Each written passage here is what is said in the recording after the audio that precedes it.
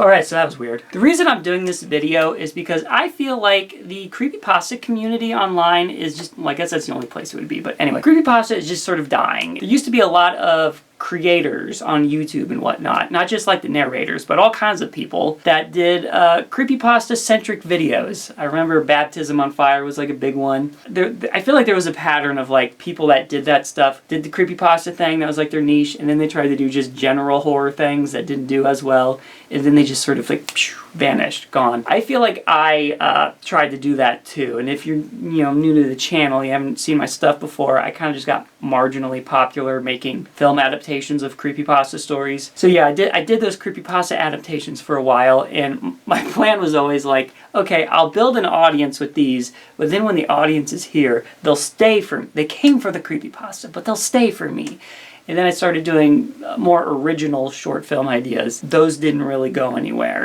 I think it was late last year. It's like, this channel is kind of dying. It's on life support right now. Maybe I'll just try doing some more creepypasta stuff. And then as soon as I did that, it's just like, oh my god! Just things just, I shouldn't have done whatever that. We gotta cut to theatrics, I can't do that. My channel just started thriving again, it was incredible. So that's one reason I want to do this video, is because I feel like this is, a community that's dying, and we really gotta do something to spark some life into it. Another reason is because I feel like there's an aspect of the creepypasta community that is very underappreciated, because when you look at like fan-related content, I don't like calling it content, but we'll just go with that for now. Fan art, cosplays, fan fiction, and even like some people do like analog horror based on creepypastas. I think there was a Jeff the Killer analog horror, I think there's a Slender Man one. All of these things I think get pretty good recognition on the internet. I mean, like if you make a decent analog horror based on a popular creepypasta character, there's a good chance that all of the YouTubers like Nightmind or whoever that cover that stuff, it'll catch their attention and they'll do a 50-hour-long video discussing it. Probably makes actually watching the thing invalid, but whatever, that's a separate, so we don't need to get into that. But one thing that I feel is just not getting appreciated is short films or fan films. And you could say that analog horror technically fits that. I feel like that technically those are different. I feel like this almost applies to like any kind of fandom. Like I feel like fan films just don't get enough appreciation. And maybe that's just because I make fan films and I've been doing it for a long time, and I'm like, why isn't nobody making a 50-hour video about my movies so that nobody actually has to watch them and give me the views? What the hell? So I thought it would be fun to do a video discussing Jeff the Killer fan films. Jeff the Killer, I think, is probably, I think it's safe to say, one of the most popular creepypasta characters. So I started scouring the internet, doing maybe not the deepest search, but deeper than usual. I hate doing YouTube searches anymore because you scroll down 2 inches and then bam, AI garbage shoved right in your face. Awesome. But I just tried to like blow past as much of that as I could, and I tried to find the oldest Jeff the Killer fan films I could possibly find that are uploaded to YouTube, made between 2014 and 2015. Pretty much anything made before that period is like a fan-made trailer, and most of those are just cut together of clips from other movies. I think that this was like a popular thing to do at the time, to make fake trailers where you just cut together clips from other movies, and they suck. I remember like after The Dark Knight came out, there were so many fake trailers for the 3rd Christopher Nolan Batman movie. Nobody even knew what it was called yet. I mean, The Dark Knight Rises was not remotely in production yet, but people were just pumping out these fake trailers. But yeah, in terms of actual movies that tell a full story from beginning to end, the earliest stuff you get is from 2014. Well, I found one from 2014. I guess I can just get into this already. So the first one we'll be discussing from 2014 is Jeff the Killer by Zat Skit. This is a Finnish-made movie, and I don't know if I can't pronounce their YouTube channel name, or if it's because of my handwriting that I can't retroactively read what I wrote, because that happens sometimes. Put it at the bottom of the screen, so if you want to look up their channel, You can probably look up just Jeff the Killer Bat, and then you'll find it. This is a Finnish-made movie, and it is subtitled. My cat is stepping on my notes. Thank you for that. So yeah, it is subtitled. So if you did want to watch it, you can watch it and actually understand what they're saying. I probably would have watched it either way. This review just would have been a lot more interesting. I'm sorry if you can hear my cat eating. If these videos start to do any better, I'll invest in an actual set. But for now... So the movie opens up with a bunch of kids finding a dead body.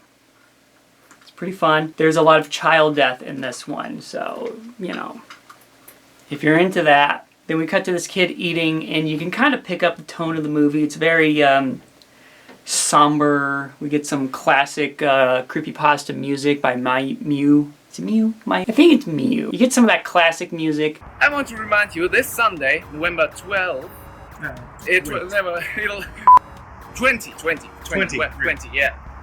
Hey there, kids! So just like a dreary tone mixed with that music, to me that is pure creepypasta. So this movie, if nothing else, I think it just has the vibe, intentional or not. The main kid, I don't remember the names of any of the characters. I don't even know if they're specified or not. But the main kid starts seeing visions of Jeff here and there. He'll see him standing behind some trees or whatever. Almost as if there is a supernatural Freddy Krueger type of thing going on. Kind of interesting. I feel like that's the thing that happens a lot with Jeff the Killer, is people are undecisive on, is he just a maniac on the loose, or is he a supernatural villain of some sort? Most people, I think, agree that he is not supernatural, he's just a maniac, but there are those versions. You know, with creepypastas, there's usually not the strictest lore laid out.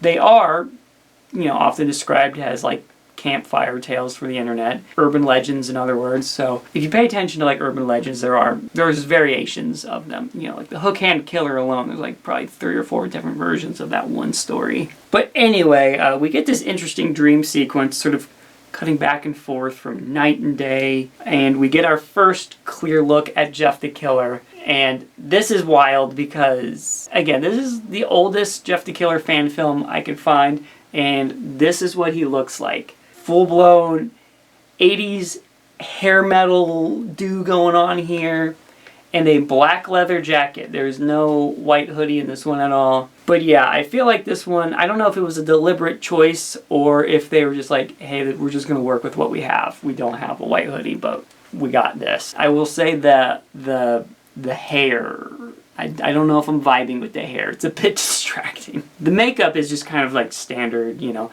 This is one of the earliest Jeff the Killer fan films.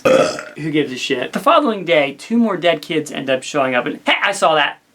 Starting to think this is a bit of a hack job production. And anyway, I think the kid has like a psychic connection with Jeff, but I don't know. Again, is it just a supernatural thing? It's not really explained. It just seems like some generic stuff these slasher movies always kind of throw in. I think a Jason movie, like I think it was Part 8, did something like that, where it's just like, I don't know, is this something? I don't know, I'm just distracted by how much this looks like a South Park episode. After that, we get a decently spooky scene of Jeff stalking one of these kids in his house before vanishing. So I guess this version is supernatural.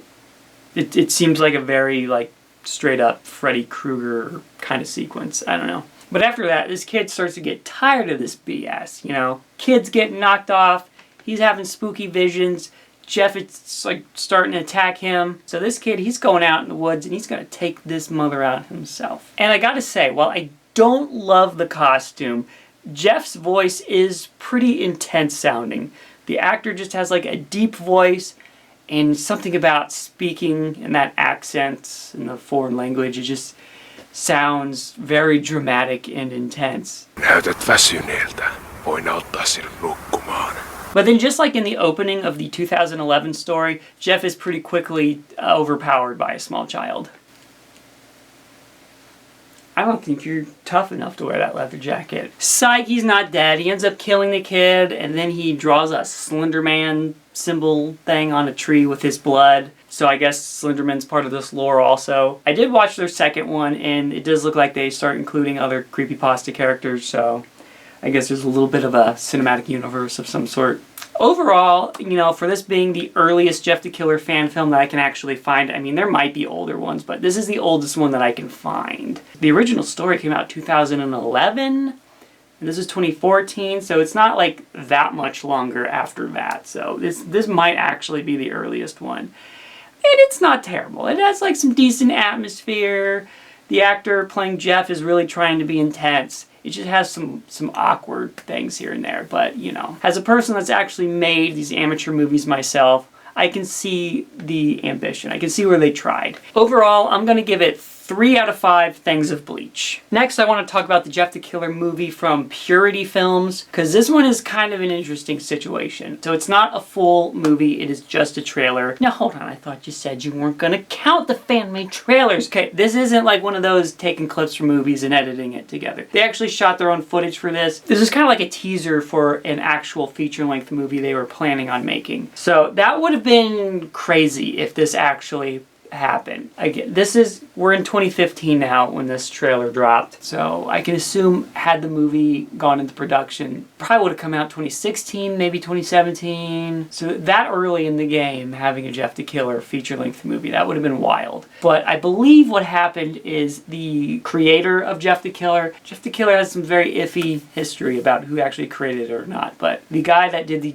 2008 version of Jeff the Killer, I think he goes by Sesher. I believe it was him. He claims he owns strict rights to the character, and I think it was he who shut down the production, saying you don't have permission to do this, which is great because I'm sure he's doing a lot with the Jeff character. And if you're not familiar with the 2008 Jeff the Killer, it is like a crummy little slideshow that establishes a few aspects of the character that we still recognize today, but it's mostly just a bunch of nonsense. I think this was some sort of like a roleplay character he came out with. I would recommend looking up the video by Pastra. He did a Jeff the Killer kind of retrospective that goes more into detail about that. We're not here to talk about that. We're here to talk about Purity Films' little trailer. And the reason I decided to even talk about it at all is because I think on its own it works as like an abstract horror short film. Like, yeah, it does not tell a traditional story, but it basically shows Jeff just kind of like dancing around with this girl who's, I believe, dead, cutting her up. There's blood. She lights her on fire at one point, and then she has burns all over. It has this very intense editing to it. It's actually kind of creepy and disturbing. I don't know if I love the visual look of Jeff. It's just kind of like, okay, he's got the cuts, but they always skimp out on the actual burn. He's supposed to be burned, and nobody ever really acknowledges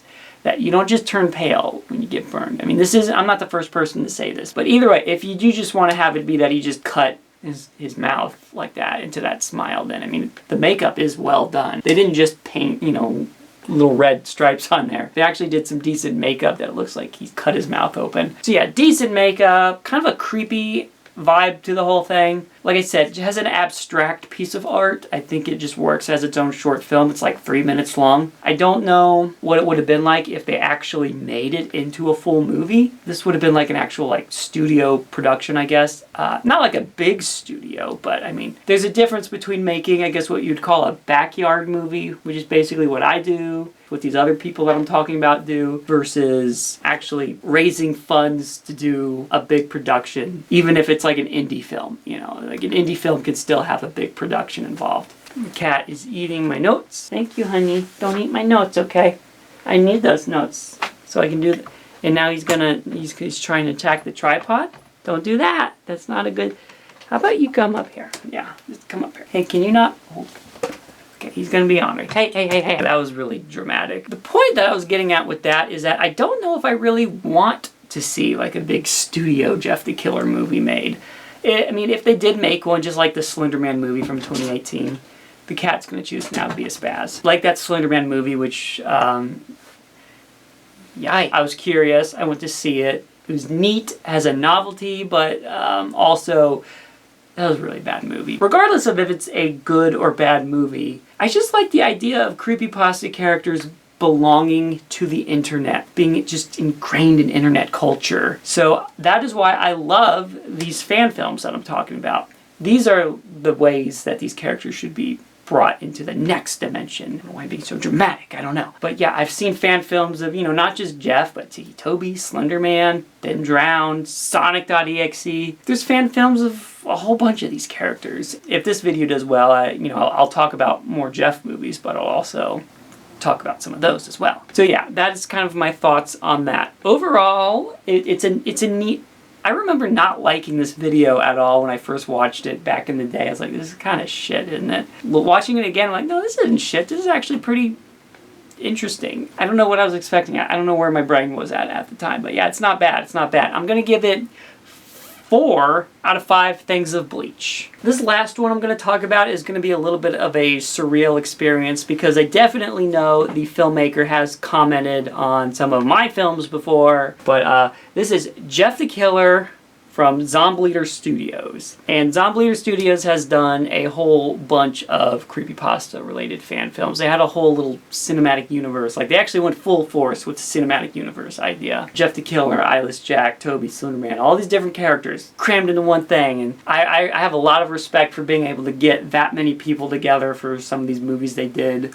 It's not easy. That's like the biggest struggle for when I do a movie, is like getting one person to show up. Since day one, I remember one of my earliest films when I was like in 3rd, 4th grade or whatever, and very young, and I planned to shoot a scene with one of my friends, like, hey, this day, do you want to help me make a movie? And he's like, sure. He agreed to it. So I show up to his house the day we agreed, like, hey man, let's make that movie. And then he's just like, oh, I can't. I'm playing video games. And then I fucking killed him on the spot. And the cops were like, you were in the right. We're not going to arrest you. So yeah, definitely check out Zomble Studios. I was talking before about the effect of like having a creepypasta niche. And then like once you get out of that niche, it just feels like things start to slow down. I feel like he may have experienced some of that. I don't know. I don't want to speak for him, but things were thriving when he was doing regular creepypasta movies. And then he did a few original films, both of which I think were very well done. There's Whitetail and something about aliens. I can't, the name is too complicated. I can't remember the name's too hard, I'm sorry. Yeah, did a very good job with like spooky atmosphere and what these are actually like scarier than the creepypasta movies. It feels like the creepypasta movies that he did leaned way more into like being like comic booky oriented. They definitely feel like there's a cross between like Marvel Cinematic Universe and The Devil's Rejects. Something. So I'm going to get into the actual review of this movie now, because this was the first of his creepypasta movies, and as a result, it's not the strongest. I will say, even though this originally came out in 2015, we're going to be reviewing the remastered version, because there was this weird point in YouTube history back in 2019 when a lot of people were fed up and they were deleting a lot of shit. I deleted a bunch of shit off my channel. This is during the Kappa incident. Everybody thought this was like just the worst thing that happened on YouTube in years. I can't even remember all the details about Kappa, because right after that, COVID-19 happened. And then that was really awful. And then when COVID sort of chilled out, the AI takeover happened.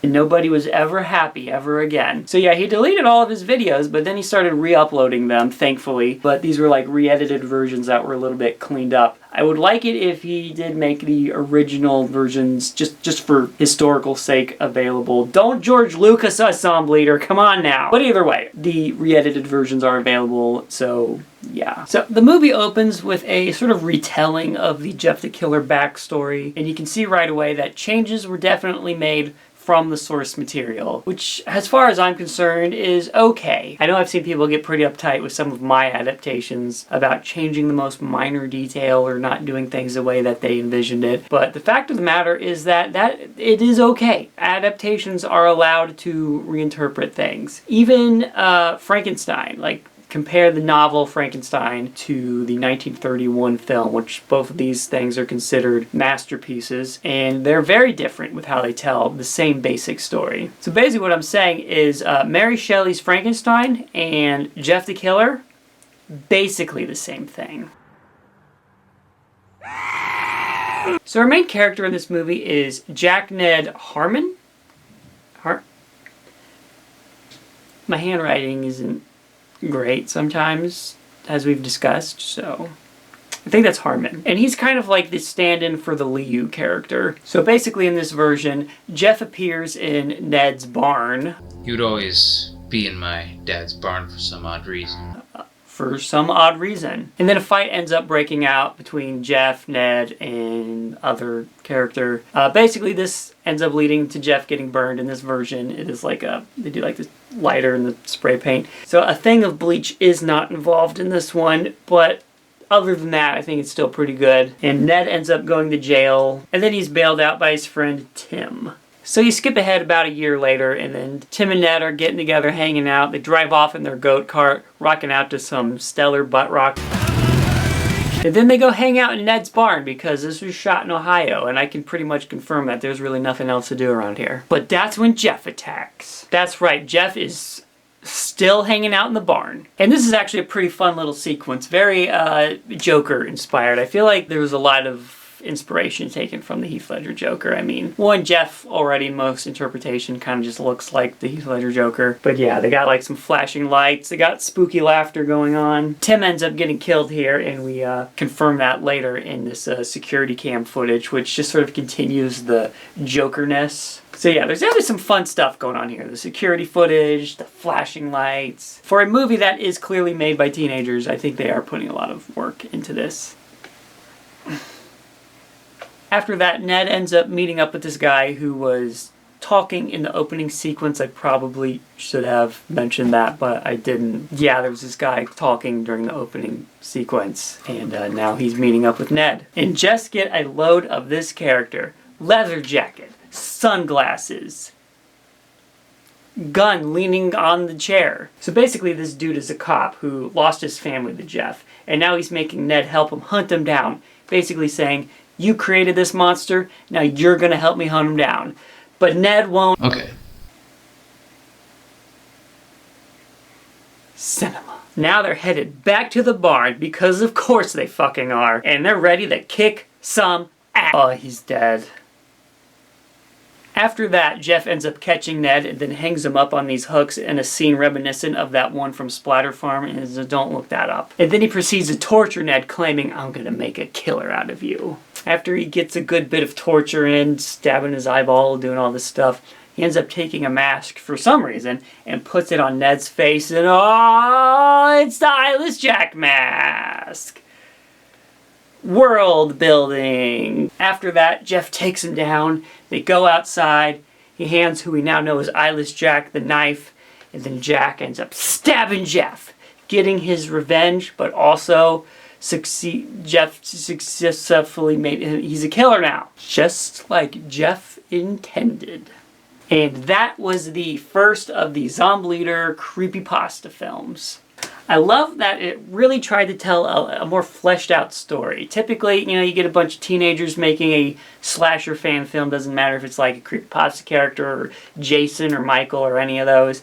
Typically, they're always the same thing. Group of kids making the movie, and it's just a strand of how many people can we kill throughout the film without actually telling a story. So it's just Jason going from one undeveloped character to the next, killing them. In this one, I mean, I think Jeff only kills like 2 people in this movie, but it doesn't really matter because it's not about the body count. It's about the story they're telling, and that story only gets more complex as they do the more entries within the series. Like I said, they went on to do Eyeless Jack, Tiki Toby. They did a whole bunch of them. I might even consider doing a video just kind of like going through their whole catalog, because in terms of creepypasta fan films, I think what they did is really important and it should be remembered and discussed. You can look at these movies and say that they're pretty rough around the edges and whatnot, but again, these are like, you know, backyard movies here. I don't think he had much of a budget to work with. They're clearly like teenagers in this first one. I think when you take that in consideration, they're pretty damn good. I'm gonna give it 4 out of 5 things of bleach. I have no idea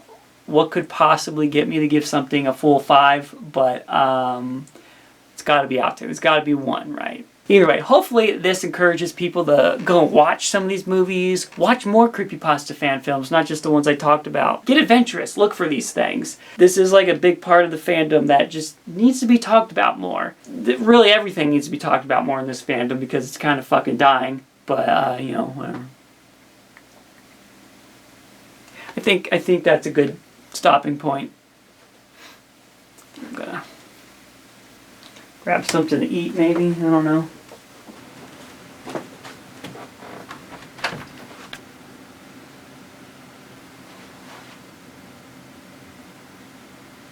It is getting pretty late. That's probably a good idea.